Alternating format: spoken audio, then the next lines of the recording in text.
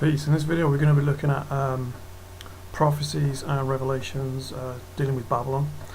So we're going to look at when Daniel was exiled in the original Babylon, and Nebuchadnezzar was the king of Babylon. And in chapter 3 the king Nebuchadnezzar made an image of gold. So this is an idol, and the height was 60 cubits, so that's 60 cubits, and the breadth thereof 6 cubits. And he set it up in the plain of Dura in the province of Babylon.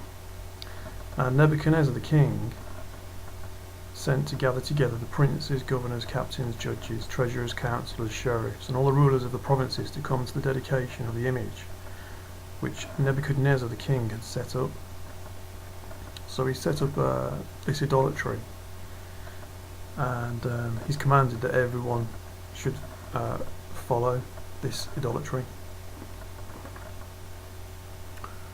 So these things are always an example. They're written for our learning. They're always relevant, because Israel at this present time is very in exactly the same scenario as Daniel. They're exiled in Babylon. That is where they're going to be delivered, in the land of their enemies. And at this current time, this end times, you see 70 AD Jerusalem was razed to the ground by the Romans under Vespasian, and they went into the land of their enemies. So who razed Jerusalem? The Romans. Okay, Israel went into the land of their enemy, who razed Jerusalem, which was the Roman Empire. Okay, this was during Old Rome. What happened in the 4th century was a transition between the Old and New Rome, and Constantine brought in the second beast, which is described in Revelation 13 as an imposter, because it gives it presents the image of the Lamb, the Passover Lamb, which is Jesus Christ. See, Constantine set up Christendom, but as we know in Revelation 13, the wisdom of God tells us that this particular Lamb, the second beast of Rome, speaks as a dragon, that's the devil's beast. So it's speaking the devil, and as we know in 2 Corinthians 11, that the ministers of Satan pose as the ministers of righteousness. So this is the mystery Babylon that we live in. Mystery means unexplained, because a con man isn't going to explain the con.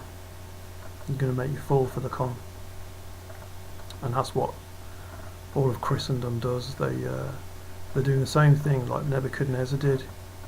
Nebuchadnezzar sets up the idolatry and gets everyone to follow it. It's exactly what Jeroboam did. If you look in the Book of Kings, Jeroboam set up the 2 golden calves, one in the north and one towards the coast, in the region of Dan, I think it was Bethel. And just like Jeroboam did, he set up a priesthood and high places, which is these temples. Sets up the tradition.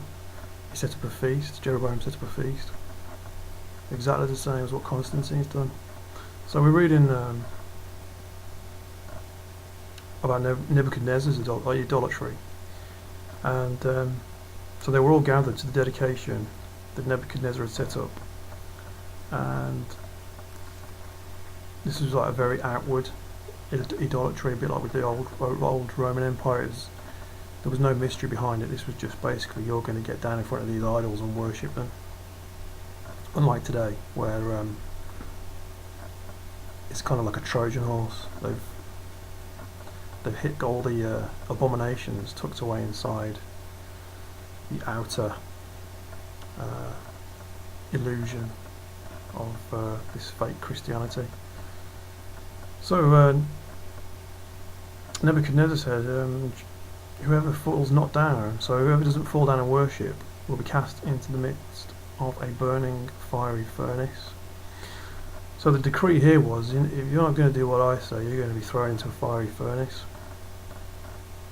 And as we go through the chapter here, you'll probably know the story if you read the Book of Daniel, that This was a test of faith, and Daniel, along with 2 other Israelites, were thrown into this fiery furnace, but to the Lord God he sent an angel to preserve them so that they weren't burnt up. And this is how we're going to be, because we've got to abstain from what Babylon is telling us to do. Mystery Babylon in this case now, because the whole world is walking after the strange gods of old Rome in these dates that were set up by Constantine, Sunday, Easter and Christmas, and being called into temples which, after the way of King Solomon, when he was subverted into his wives turned his heart from the Lord to their strange gods. And he set up temples towards the strange gods. That's exactly what they are now. They are sort of Trojan horses, turning you into the pagan worship of old Rome.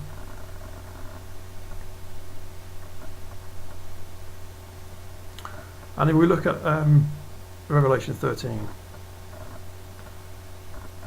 this is the same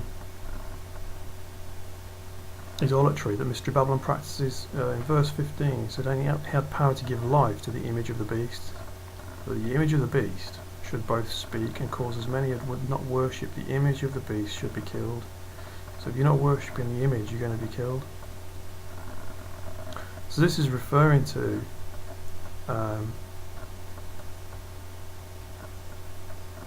basically previous persecutions of people professing to follow God. And what would happen would be the papacy would come along and start killing them in their persecutions. In Inquisitions they were called stuff like Spanish Inquisition being a famous one. People who had copies of the Bible and didn't worship Rome and their papacy, they would just kill them. And the verse goes on to say about the mark of the beast, which is coming in the near future. So we'll probably get around to that soon.